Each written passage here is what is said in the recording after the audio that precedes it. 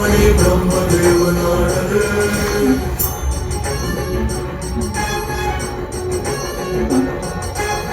मन साऱ्या त्रैलोक्याला विष्णूचा आधार हया त्रिवाताढण्या हरीचा मत्स्य रूप अवतार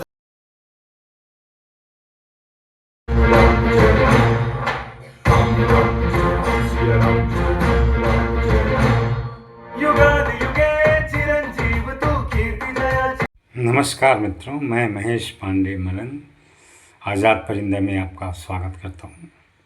आज मैं प्रस्तुत कर रहा हूँ मराठी चित्रपट दशावतार की फिल्म समीक्षा।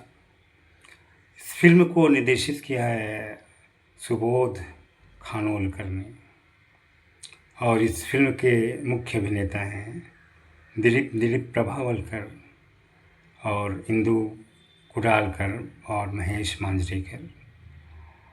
फिल्म की पटकथा मध्यांतर तक थोड़ी धीमी है, लेकिन वो पूरे फिल्म को एक आधार भूमि देती है।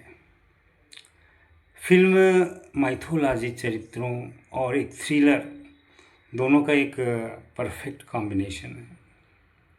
दिलीप प्रभावलकर ने बाबुली मिस्त्री की भूमिका निभाई है, जो कि कोंकण के एक गांव में वहाँ के मंदिर में दशावतार की भूमिका निभाता है, पौराणिक भूमिका को निभाता है। उसका एक बेटा है और एक पिता और पुत्र के बीच बहुत अच्छी बॉन्डिंग दिखाई गई है। जो बाबुली मिस्त्री हैं वो युवावस्था में ही विधि हो चुके हैं और उन्होंने दूसरा विवाह नहीं किया है, ऐसा नहीं मतलब दिखाया गया है, और अपने बच्चे को अपने पुत्र को बहुत प्रेम से पाला।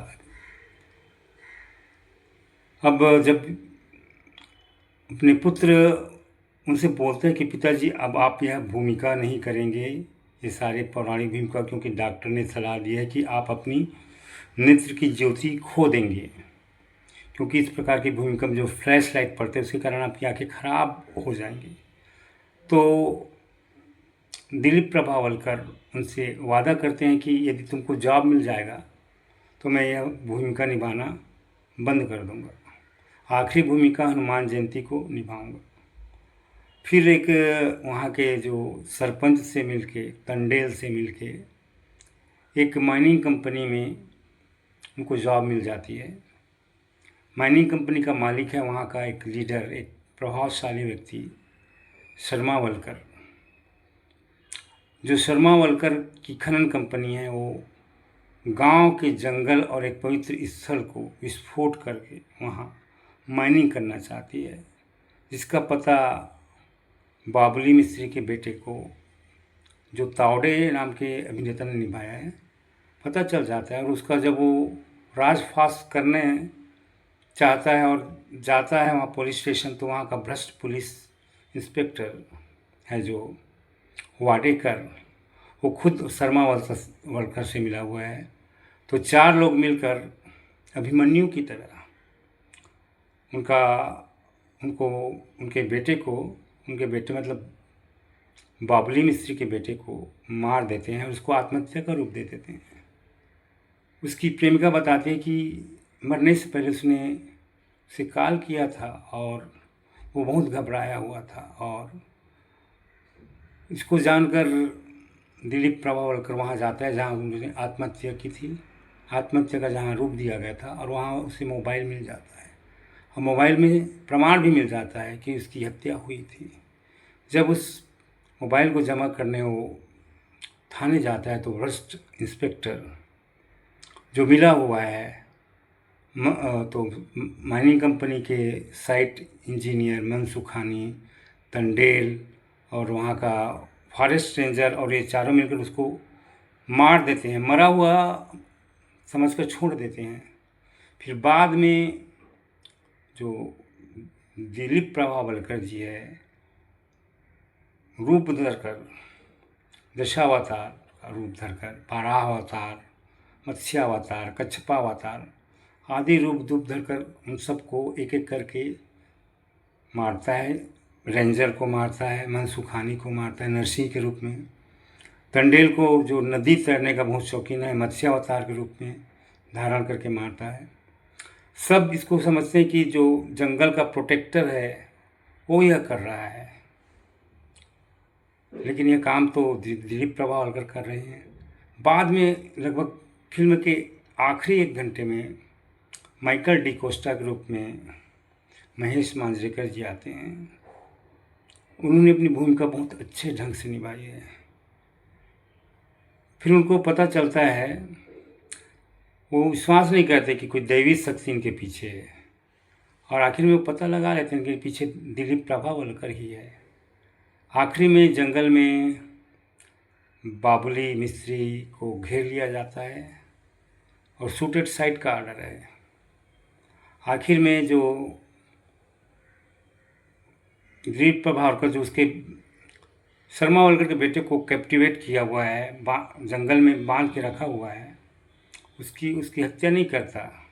वो चाहता तो अपने बेटे की हत्या का बदला उसके बेटे की हत्या लेकर कर सकता था, लेकिन उसकी जंग, उसकी जो लड़ाई है अपने बेटे का बदला लेना नहीं था, बल्कि अपने जल जंगल ज़मीन अपने पवित्र स्थल को बचाने का भी था। आखिर में शर्मा वलकर उसको गोली मार देता है, बाबुली मिस्त्री को, और गांव वाले अंततः जागते हैं और लंका दहन कर देते हैं शर्मा वलकर का। तो जो फिल्म के आखिरी में तो बहुत सकारात्मक दिखाया गया है कि गांव वाले अंततः अपनी जल जंगल और ज़मीन को बचा लेते हैं, लेकिन हम कहाँ बचा पाते हैं दोस्तों वास्तविक ज़िंदगी में। हमारे छत्तीसगढ़ में ही देखिए, क्या हम अपने हस्दे को बचा पाए? नहीं बचा पाए ना। जो उद्योगपति और नेताओं का गठजोड़ है वो विकास के नाम पे हमारे पूरा दोहन कर रही है प्रकृति का, और हम उसे बचा नहीं पा रहे हैं। काश ज़िंदगी भी फिल्मों की तरह होती और हम अपने हस्दे को बचा पाते। तो ये फिल्म को देखकर मुझे बहुत ही अच्छा लगा, बहुत आनंद आया और सोचने पर भी मजबूर किया।